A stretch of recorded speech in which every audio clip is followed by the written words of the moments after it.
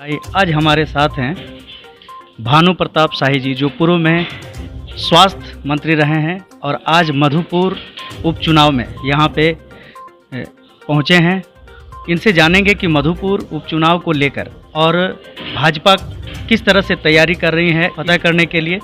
तो स्वागत है सर आपका वेल न्यूज़ में। चलिए, बहुत बहुत धन्यवाद सर, आपकी रणनीति, भाजपा की यहाँ पे क्या रणनीति है, किस तरह से मधुपुर विधानसभा को आप पता करेंगे? देखिए, भाजपा की कोई रणनीति नहीं है। अब बार जनता ने ही रणनीति बना लिया है और जनता के रणनीति में ये हफीजुल जो है वो फंस गया है। भाजपा को रणनीति बनाने की जरूरत नहीं है। अगर हफीजुल जी को जरा सा भी नैतिकता था तो मंत्री पद के शपथ लेने के पहले उनको मधुपुर के जनता का मैंडेट लेना चाहिए था। आप जब तक जनता के विश्वास नहीं लेते हैं तब तक ईश्वर का शपथ कैसे ले सकते हैं? अपने बगैर जनता को विश्वास में लिए हुए, बगैर जनता का मत प्राप्त किए हुए, आप इसलिए कि हम प्रभोग कर सकें जनता को, इसलिए कि हम मंत्री बन करके जाएंगे तो लालच दे सकेंगे जनता को कि हम अब मंत्री बने हुए हैं, ज्यादा काम कर सकते हैं, इसलिए ये जो जनता को लालच देने की कोशिश इन्होंने किया है, तो ये दाव इन पर उल्टा पड़ गया। अब जनता जो है वो चाहती है कि बगैर हमारे मैंडेट के आप मंत्री बने हैं तो आपको हम सबक सिखाएंगे कि जनता का पावर क्या है। अभी हमने आपको मत दिया ही नहीं और आप मंत्री कैसे बने।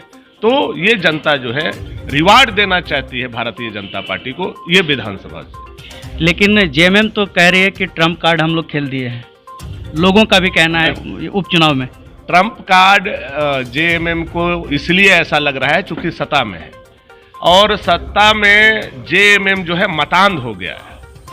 रावण को भी अहंकार था कि हम जैसे शक्तिशाली दुनिया में कोई लोग नहीं है, वैसे ही ये जो है अहंकार यहाँ के सरकार को हो गया है। लेकिन जनता सर्वोपरि है लोकतंत्र में, जनता मालिक है लोकतंत्र में।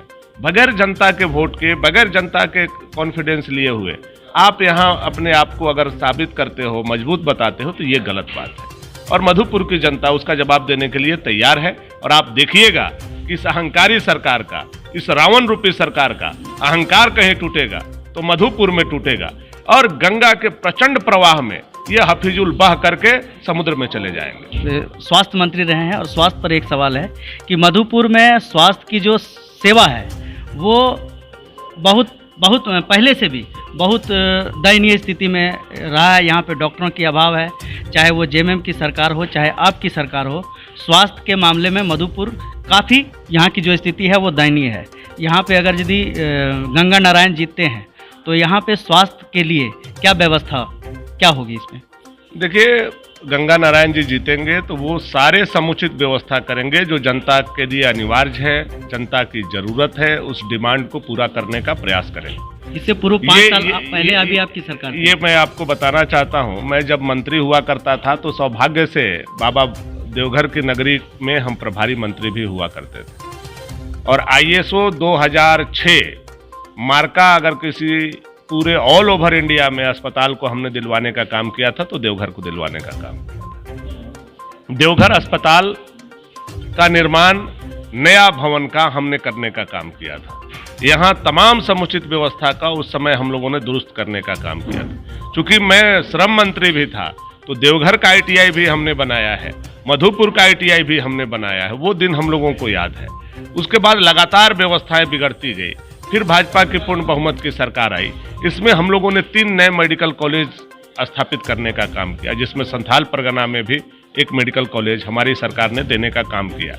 हम आगे बढ़ रहे थे लेकिन किसी कारण से ये हम लोगों की सरकार रुक गई और एक आक्रमणीय सरकार जो है आकर के सत्ता में बैठ गई। अब आप इनके मंत्री के व्यवहार को देखिए कि जब कोरोना का काल चल रहा था तो ये मंत्री रिम्स के पैसे से अपने लिए गाड़ी मंगा रहे थे। आज स्वास्थ्य मंत्री यहाँ के घर से बाहर नहीं निकल रहे हैं, कभी वो दौरा नहीं कर रहे हैं, वो बराबर लेन देन के चक्कर में स्वास्थ्य विभाग को चलाने का काम कर रहे हैं। तो निश्चित तौर पर जनता उनसे नाराज है और व्यवस्थाएं बदलेंगी।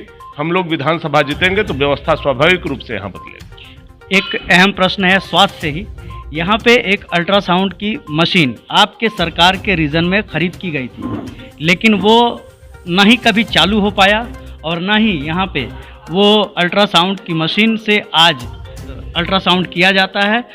अभी हाल फिलहाल में मैंने जब पूछा था यहाँ के डीएस को, तो उन्होंने कहा था कि ये मशीन चलने लायक नहीं है।